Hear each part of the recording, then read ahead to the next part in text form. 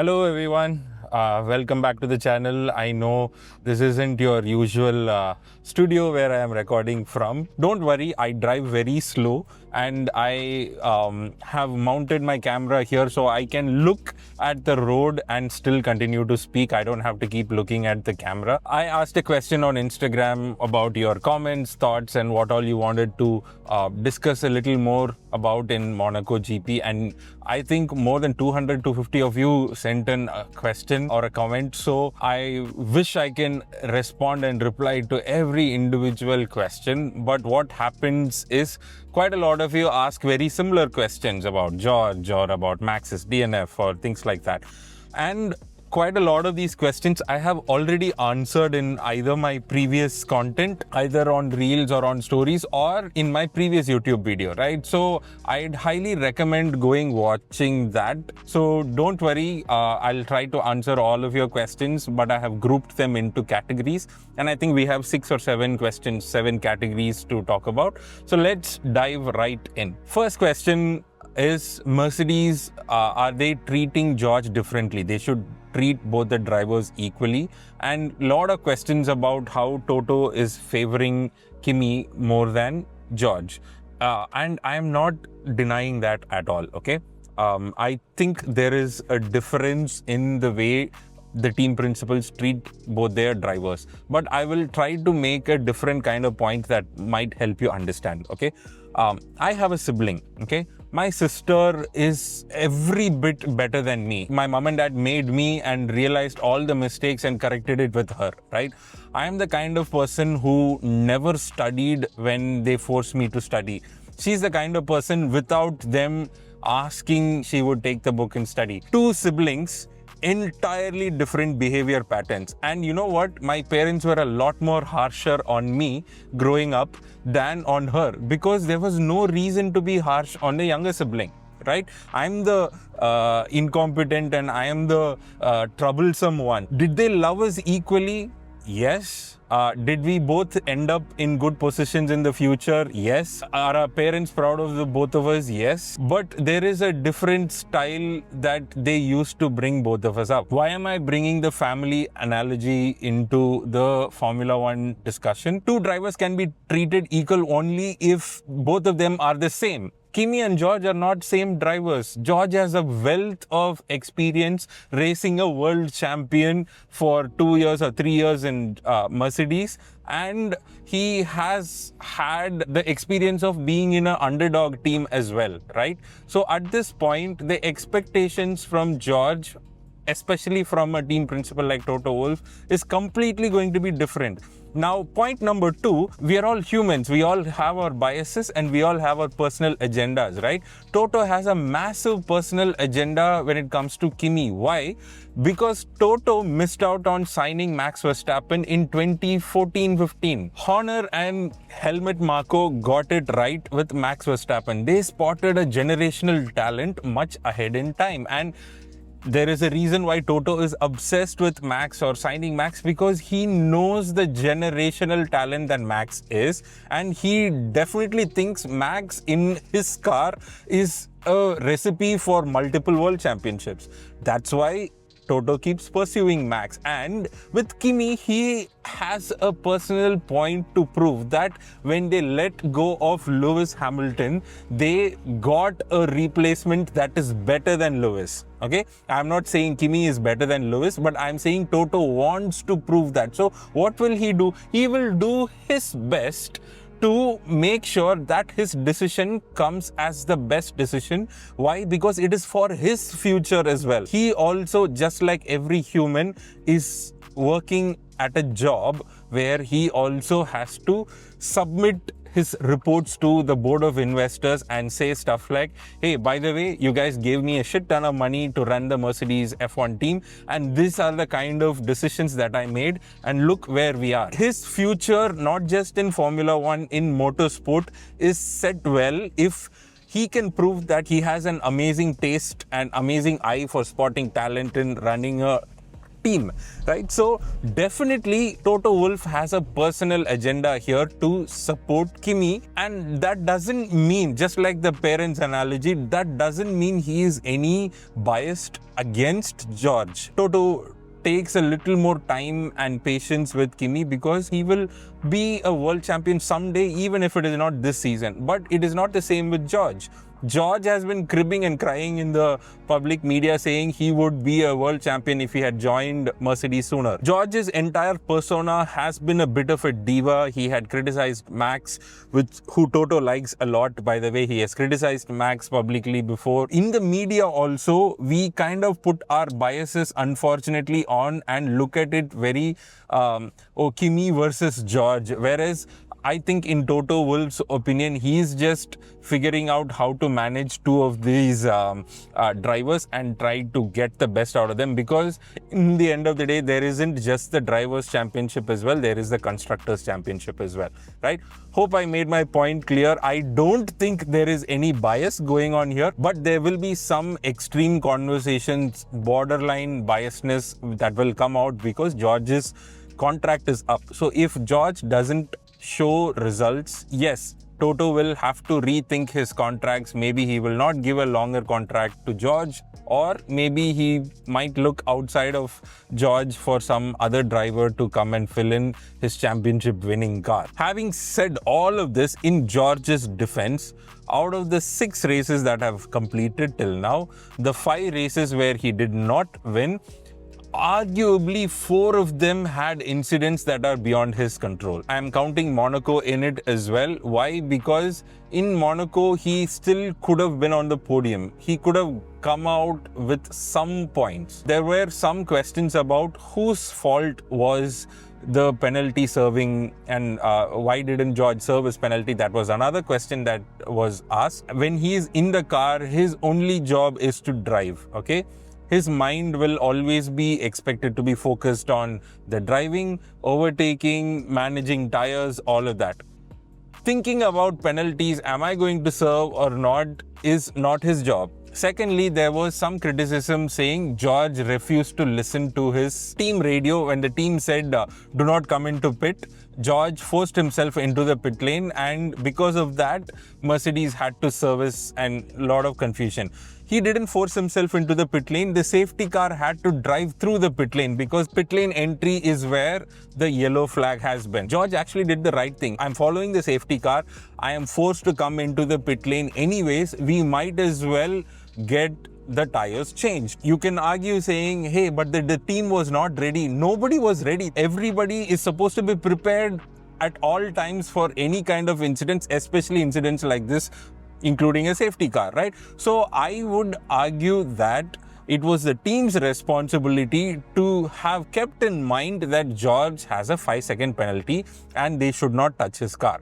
But they touched his car. In fact, George even wanted to correct it. Can I come back in and serve the penalty again so that the FIA does not penalize me for it? But unfortunately, the grid got bunched up because of the red flag, and it was a standing start. So yes, George's race got ruined. So Monaco, I still think it wasn't entirely George's fault. Now let's go back all the way to Japan.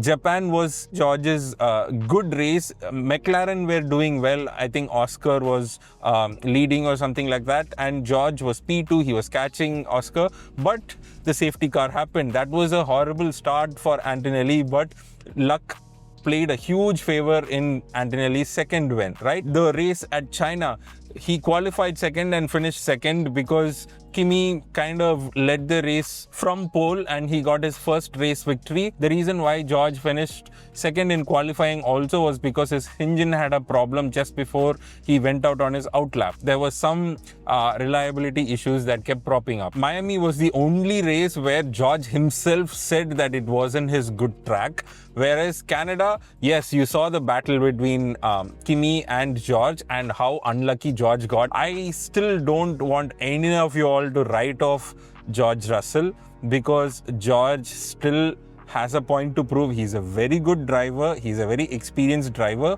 The beginning of the season has not been kind to him, and we are only 6 races out of the 22 races, okay? We are just barely, like, we've crossed 1/4, 25% of the season.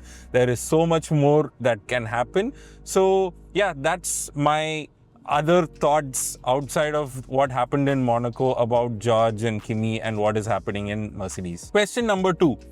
Checo warned us about the track falling apart, that pothole forming in lap 20, and why didn't the FIA do anything? That's a very, very good question. So that Radio Rewind YouTube video that we get to see every week, we saw that Checo had already given a heads up to the team, not the FIA. Checo had given the heads up to his race engineer, and obviously FIA and the stewards monitor all of this, so they would have heard. 2 things that I want to highlight. One, it is a pothole that was developing, and we were not very sure if they spotted it before the start of the race, right? Because Checo also only spotted towards first 20, 30 laps only, right? Second, the pothole was not on the racing line. Why does it matter? The reason why people assumed that that was not a pothole was because it looked like tire marbles.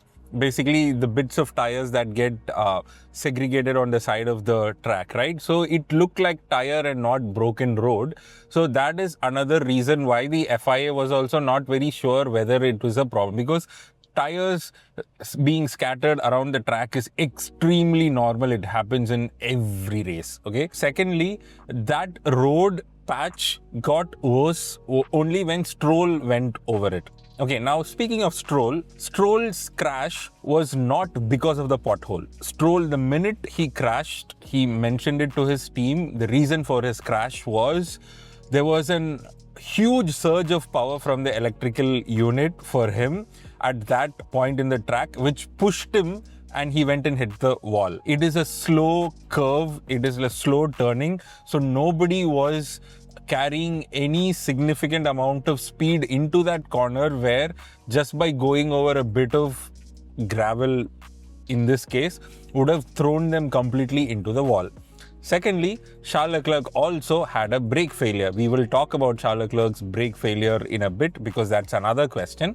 Charles Leclerc also had a brake failure, but again, similar spot, right? So the assumption immediately was that that pothole was the reason. I'm not saying it had nothing to do with the crash. Maybe they lost a bit of grip, maybe the surface skid, all of that is fine. What could have the FIA done? The FIA ended up red flagging the race and cleaning that bit of tarmac, and that was it, right? What else can you do? That pothole continued to be, it was a dirty pothole. It was, after the red flag, it was a clean pothole, right? That's it. So even if Perez had highlighted this issue at lap 20, maybe the pothole would have gotten worse eventually, and there would have been a reason to red flag the race again and again and again, right? So I don't know if there was any better solution to that specific instant. Am I siding with the FIA? No. When drivers make a mistake, drivers get penalized. When teams make a mistake, teams get penalized. But when FIA makes a mistake, do FIA get penalized?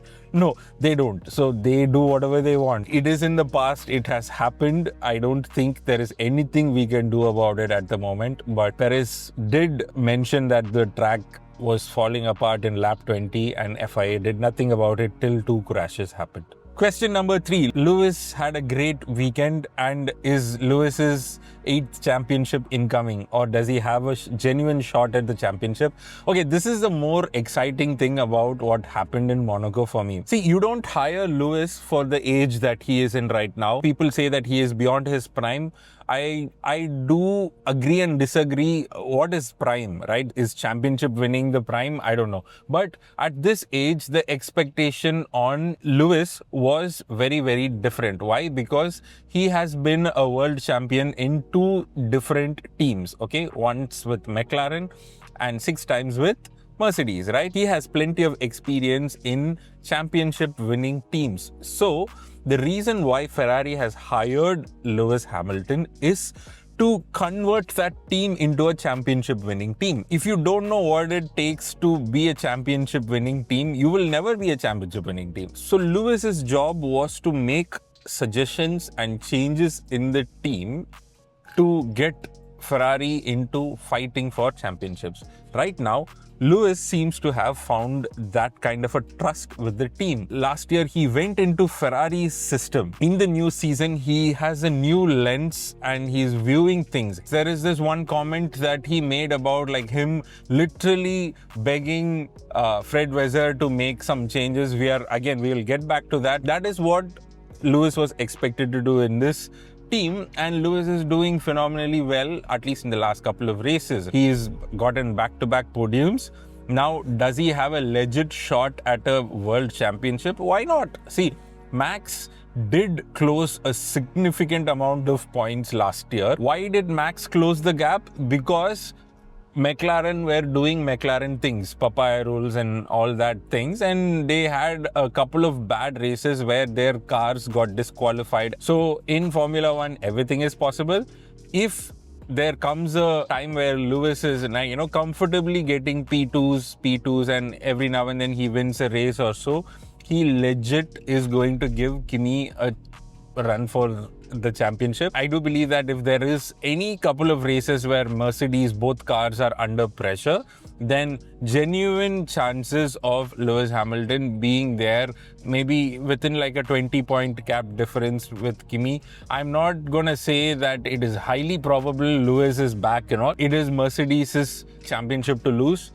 If they fumble any of these races with Kimi or with George and Lewis gets a couple of race victories in Ferrari, there is a championship race in our hands. So another question a lot of people have asked is, now that Kimi has won 5 races in a row, is the championship already over? Kimi has built up such a big lead in the early half of the season. So there was a stat that said Kimi can finish P2 till Singapore every race and he still will be the points leader. No matter how many wins Lewis gets, he will, as long as Kimi is finishing on the podium, the championship is gonna be Kimi's only. So I'm genuinely saying this only if Mercedes has a blunder of a weekend and Kimi goes like 2 or 3 races where he has barely like single-digit points or no points at all.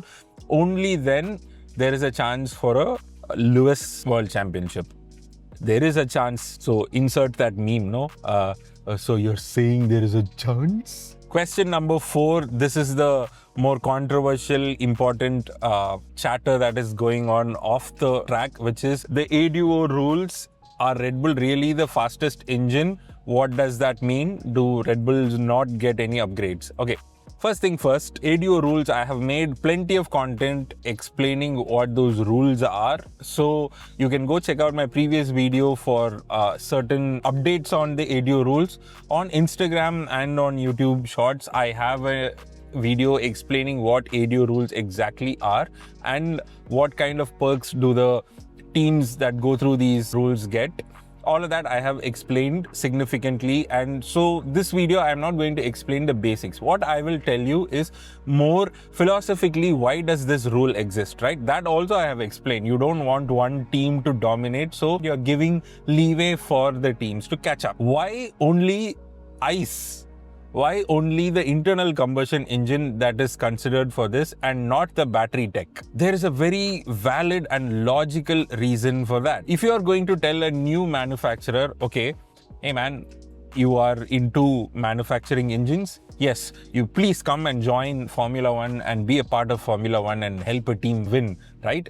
But your opponents are going to be, 75-year-old teams where they have been manufacturing engines for 75 years. Obviously, no new manufacturer is going to get excited because they are going to come into the sport and get trashed. You take a giant like Mercedes who have won so many championships in a Mercedes engine and you are going to put yourself against a Mercedes engine. For example, Audi, the minute you come in and if Audi starts losing against Mercedes in an engine competition, what do you think it's gonna do to their car sales, right? Anybody who's gonna buy a nice fast car is gonna think Mercedes AMG instead of an Audi R8. The brand value suffers if they go head to head in a competition and they are significantly behind. The rule tweaks are there to make sure the engine manufacturers feel safe that even if they start off on the wrong foot, they get a chance to upgrade. The difference is always the car when it comes to Formula One. Why only ICE? Coming back to that point, right? Because if you're going to measure the battery tech and you're going to say, hey, we measured the power unit as a whole, and this team has a bad power unit compared to this team, so we are going to give you extra grace period and extra pity and extra tokens for you to go and upgrade the engine. Yes, what is it going to do to their stock price? Let's take Audi and Mercedes as a head-to-head example, okay? Would you want to be one of these companies where they go and say, hey, your engine compared to that engine is shit, so we are giving you extra grace points and grace token and engine upgrade opportunities so your engineers can be as competent as a benchmark and bring it up? No, that is the reason why ICE is only measured. Internal combustion engine is not the future of automobile development, right? Battery technology is the future. I know as much as you guys are all enthusiasts about racing and V8s and all of that, I am exactly that person too. But let's please get our head around the fact that battery technology is here to stay, because that is what road cars are going to be in the future, okay?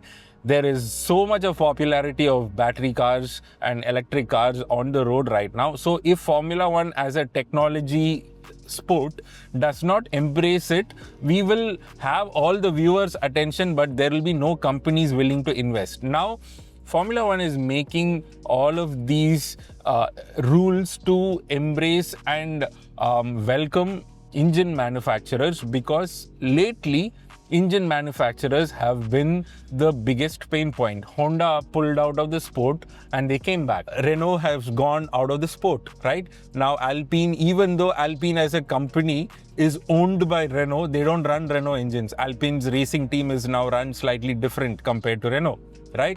It is becoming a very difficult proposition for engine manufacturers to come into the sport. So if you don't have enough engine manufacturers, there is going to be less interest in Formula One as an automobile sport. Why do you think Ferrari launched an electric sports car, right? Every inch of their body knew that people hate sports cars which are electric. People love V8, people love the noise. We've been talking about it on and on and on and on again. And then even after that, why did Ferrari make an electric sports car? Like it or not, the technology is here to stay. The newer generation that is coming into the sport is embracing electrical energy. They are looking at, hey, is this sustainable?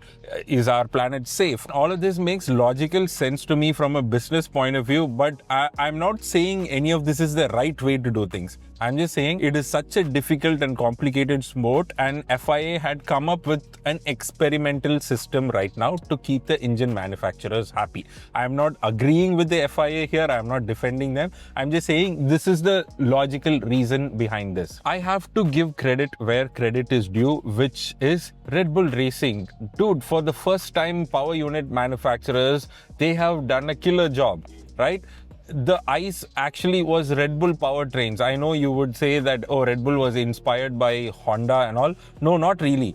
Because Honda pulled out of the sport much before, and this new engine that was made with this new specification for the new regulation was done ground up by Red Bull. And you might also say, oh, they have a partnership with Ford. The Ford partnership happened a year back, okay?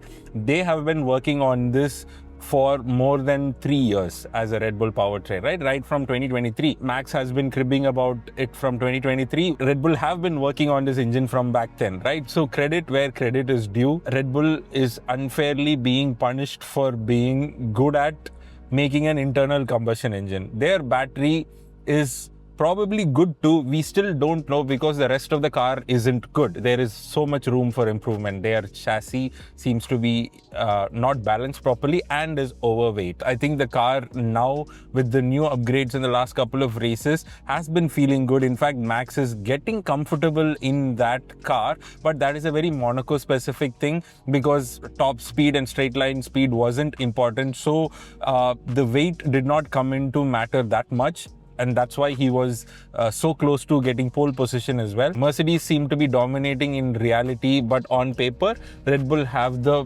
best benchmark for ICE engines, and that is fine because they've gotten one part of, like, in the 50-50 ratio of power, they've gotten one half extremely right. So the next thing is Red Bull to prioritize their battery technology, which they might not be able to bring an upgrade this year. They will be able to bring a decent package next year, but nothing is stopping them from changing their chassis, working on their weight distribution, bringing in new components and testing them out, bringing new winglets and aerodynamic upgrades and whatnot, right? So I would still say it is not all bad news for Red Bull. Having said all of that, would I have preferred a different kind of outcome? I don't know. Let's see what's happening through the next 4 to 5 races, because expectations are immediately any team can bring in an upgrade. So next week, I think Barcelona, I'm not sure if any team, because it is a back-to-back weekend, I don't know if any team is immediately going to bring an upgrade, but we will wait and see in the next 4 to 5 races if any other teams are bringing in new engine upgrades. And let's see if it is unfairly boosting performance, especially for Mercedes, who have been dominating. If Mercedes are even faster and Red Bull don't seem to catch up, then the rule is fundamentally flawed. But if that is not the case, Red Bull fixes their reliability issues, and then they seem to be on par or fighting for podiums regularly with Mercedes, then I think it is fine. I would still say it is fair, but it is fine. It is a rule that FIA has brought in, considering the big picture of the sport rather than one or two competitors, right? Does these rules unfairly give them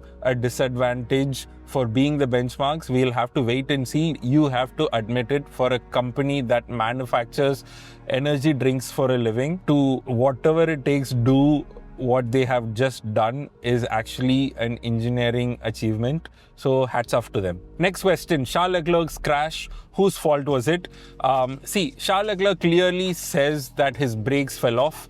3 out of the 4 brakes were not working. When Charles Leclerc blamed the brakes, immediately the brake manufacturer Brembo came and gave an update, I think on Twitter, saying that, we cannot just take that the brakes were bad, because we have to analyze data and see what is actual facts and what is, the driver said in the moment of heat, right? Yes, this is why I want to insist on how big of a branding exercise Formula One is, right?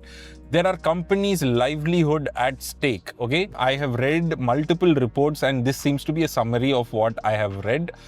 Charles Leclerc's crash was not because of the tarmac, it was mostly because of the brakes. How I want you to imagine brakes is that brakes have a caliper and it also has a carbon ceramic disc. Brembo makes 2 of these components, okay, and they give it to as a package to Ferrari. Both are 2 different technologies. There is another company called Carbon Industries. They make only the discs, okay? So some companies work with Carbon Industries for their ceramic discs, and they buy the calipers from Brembo. So some companies buy the whole calipers and the ceramics from Brembo. Some companies buy the ceramic wheel from Carbon and then the caliper from Brembo, right? So Lewis has been working with Mercedes and McLaren for ages, and he has always used a carbon ceramic wheel with a Brembo caliper, right? So that gives a very different kind of a feel. When he came to Ferrari, Ferrari has a long existing partnership with Brembo as a brake supplier. That's another reason why Lewis wasn't able to do the things Lewis usually does in terms of braking. Lewis has one of the most unique late braking styles of driving. The reason why we believe, again, reports suggest that Lewis literally begged Fred Vasseur to break a partnership with Brembo so he can use a Brembo caliper and Carbon Industry brake. I don't know how much of this is true or not, because there is plenty of reports talking about what is happening as a fact, and there are some things that were considered rumors. How is all of this coming into the picture? See, we still don't know exactly why Charles Leclerc crashed. Was it because Lewis changed the brakes and now Charles Leclerc wants to change the brakes and he had the solution?